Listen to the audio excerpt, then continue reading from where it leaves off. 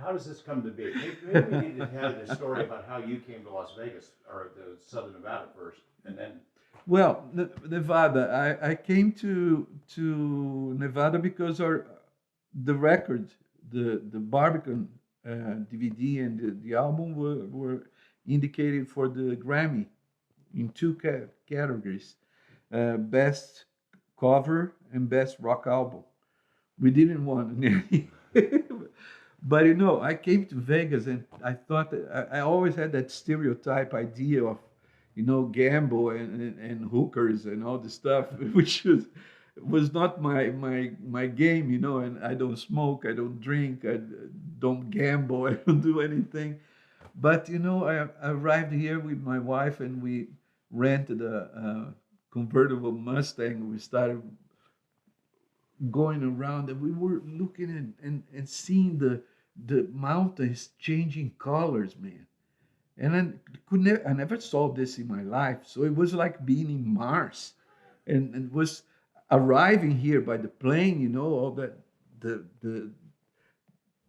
the scenery down there is like absurd. As I'm from Brazil, no green, period, and here it's like this multicolored things and the mountains and peaks, and it's outrageous.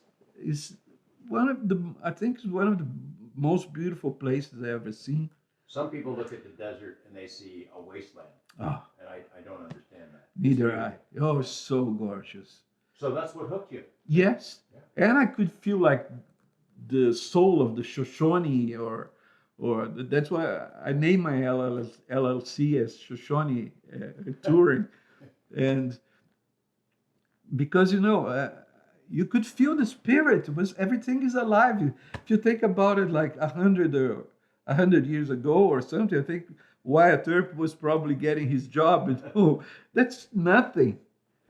Like 1980, there was no computers. First, there was nothing, and this huge development that is happening, especially here in Vegas. That's such a young city. Just being here from 2009 to now, it's been a huge change, but huge, huge. For example, I bought the piano from Sahara. Oh, really? Yeah, Sahara, who's that? my grand pianist is the one from Sahara. I wonder who it did accompany. It was like, wow, amazing. And so I'm in love with the place. And when we, you're going out and you see those colors, then you suddenly you barge into Lake Mead, and it's what? And that the bluish thing that you can ever imagine. I've been all over the world, man. And it's a tough act to follow. And then you go like 30 minutes and you're in Mount Charleston, in the snow. So we were in the boat in the Lake Mead talking to my friend that was skiing. That's Yeah. absurd. Yeah. So you were hooked. Totally. And your wife too. Not as much as I, because she didn't speak very well English. And this thing of going to France, was basically because of her, because her daughter that I adopted lives there. And so we were trying to move there to see if it would work, but didn't. So you got hooked on Las Vegas, the vibe, the energy here, and then you've created an album, a new album that sort of captures Yes. some of that spirit. So talk about that creative process. Well, this thing started with going to LA, coming back, going to LA, and I was always seeing that ZZYZX thing. I said, "What the hell is that?" And I entered. I entered to the thing, and like in 2 minutes, there was two cops, cars that came. I don't know where from, like boom, and they said, "Leave." Really? Yeah. I don't remember if it was exactly the ZZYZX, but it was one of the entrances for the quote Area 51. And we saw the thing, the ad saying, okay, use of deadly force permitted and all this, which was, whoa. And we always knew that about, I mean, UFOs and all this. This is what all about mutantes. No, that's what all we are. We are mutants.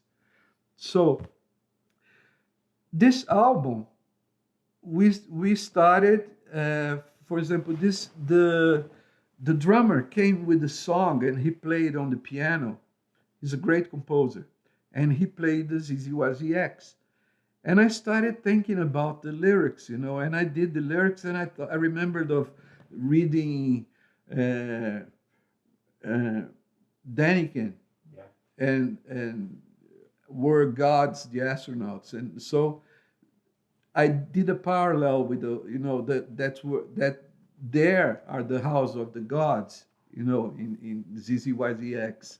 And the CIA, NSA, they're always trying to take you out of there, but uh, we have like sexual encounters of fourth kind. They put things in your head. Yeah, So it is basically all those things. It is a funny thing, but it is serious. In the other hand, there's another song of the album that is called "A Mutant's Lonely Night," Yes. which is basically myself. And uh, this persona, this mutant, takes care of the entire human race, and he has to deal with all the feelings that everybody feels. He feels every thought that every thinking that somebody thinks, he he he knows. So it's a huge weight to carry, and he said that sometimes I don't. He doesn't know if it's worth it at all because of this madness that you guys bring inside of you, But he has to take care of this. But as there are other mutants all over the universe that are taking care of all those human races, And then I had another song which was called "The Last Silverbird," Yes. which is the story of this guy that is saying goodbye to his girlfriend because the earth was gone, exploded, disappeared. So he was getting the last spaceship, trying to find another home, another place for us to live, for the human race to be able. And this became like a thematic thing, the record. So that's how it came. I think maybe it was the influence of the area. Have you been interested in those topics, sort of as a UFO? Oh, Look at UFO cases. Have you had experiences? I saw something that I cannot explain. I was on a flight coming here, I think, and we were at 35,000 feet of flying, right? Probably going like at 890 kilometers an hour, or whatever, 500 something miles an hour. And I see this thing in my window. It was kind of a bit formless, and it was like a bag of paper, of cardboard paper. I could never. What is this? This ain't atmospheric balloon. No, there's silver as hell. What the hell was that thing going almost in the same speed of the plane at that height? I cannot explain that. I researched on the internet, and I saw a few objects that would resemble what I saw. In 1980, I had a panic attack in New York. I don't know what happened to me that night. I remember bits of it, like going downstairs, going in the street, but I couldn't. I don't have a there's like Memory loss? I wouldn't be able to say totally memory loss, but something strong and weird happened there that caused this panic attack. I ended up, of course, on Einstein, the hospital saying I'm dying. I couldn't understand, and I would love to be hypnotized and to see what really happened that night. I know somebody who does that here. I would adore